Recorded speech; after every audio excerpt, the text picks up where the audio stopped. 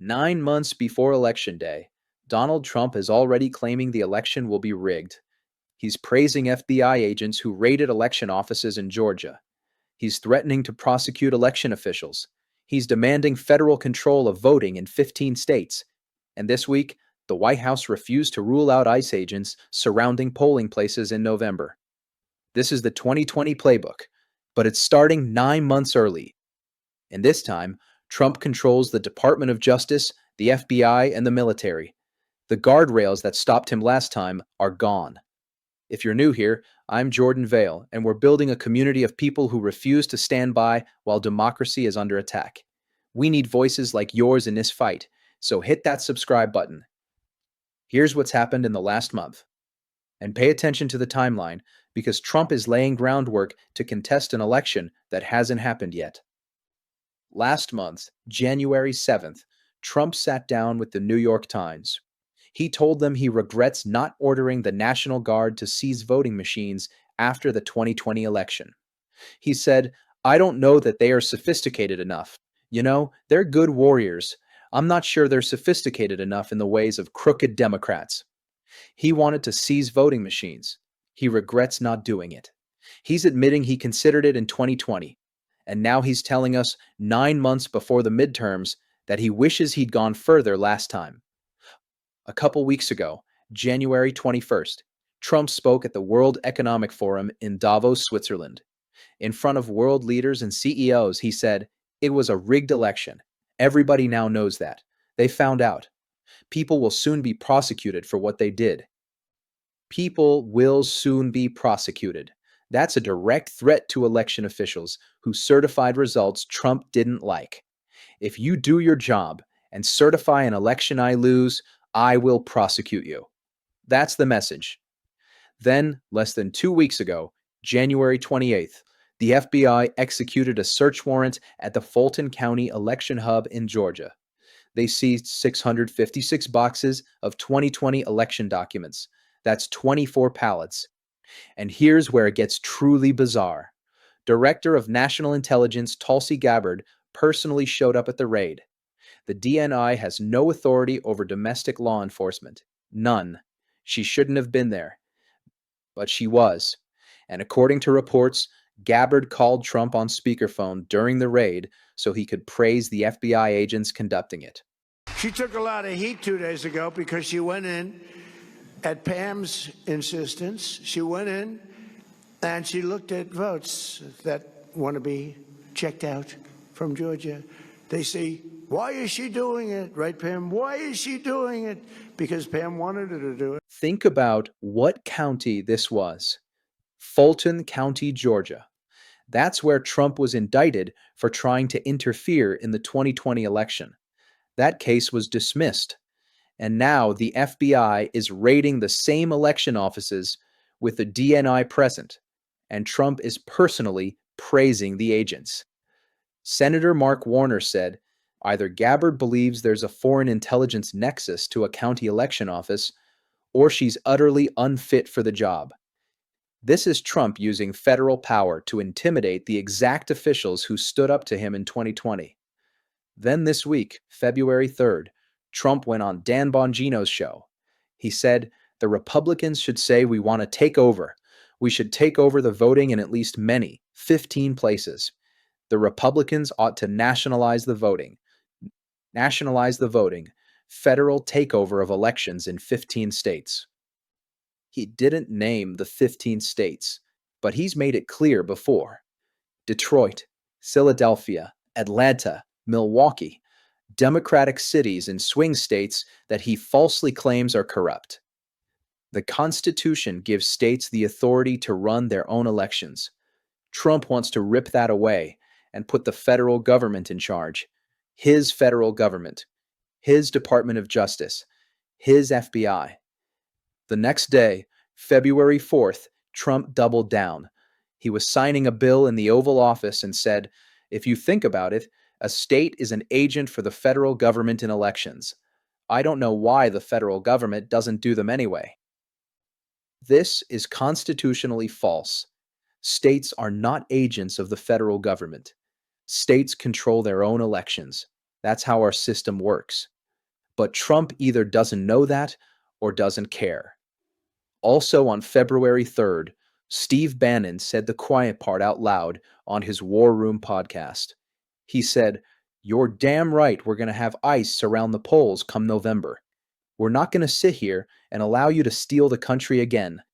ICE agents surrounding polling places, federal agents at the polls. Federal law prohibits this. It's voter intimidation. It's explicitly illegal." But Bannon said it anyway. Then this week, February 5th, White House Press Secretary Caroline Leavitt held a press briefing. A reporter asked her directly, "Can you guarantee ICE will not be around polling locations in November?" Guarantee to the American public that ICE will not be around polling locations or voting locations in November? I can't guarantee that an ICE agent won't be around a polling location in November. I mean, that's frankly a very silly hypothetical question.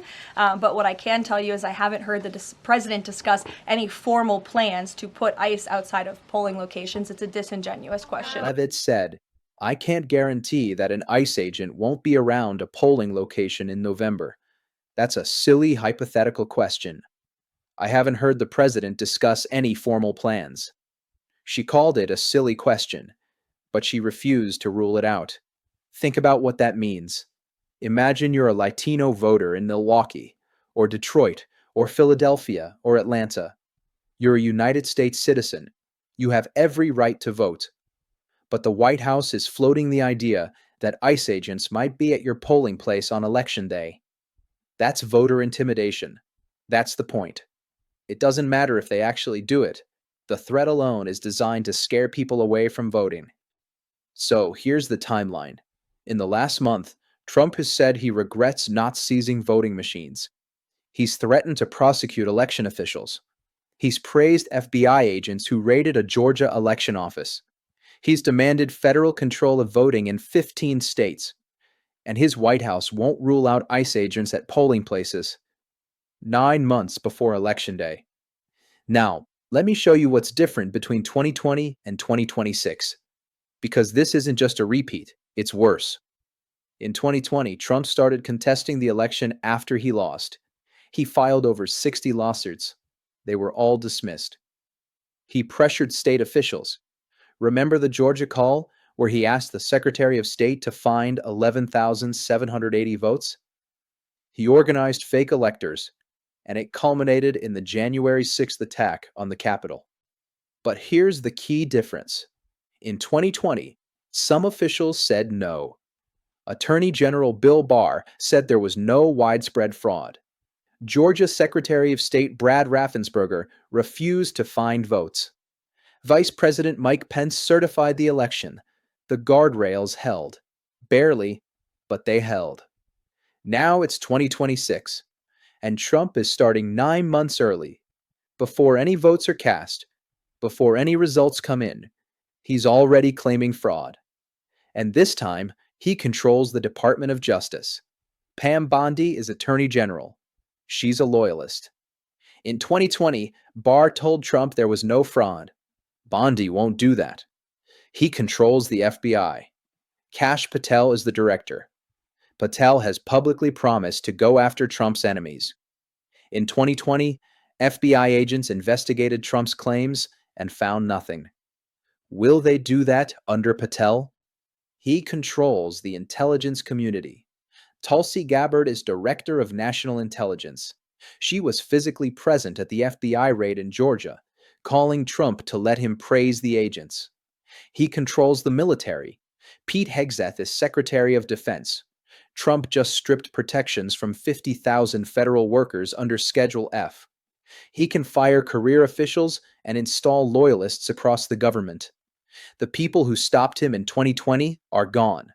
He's installed people who will do what he wants. And he's already using federal power against election officials. The FBI raid in Georgia wasn't after the election. It was before. And he's saying it out loud.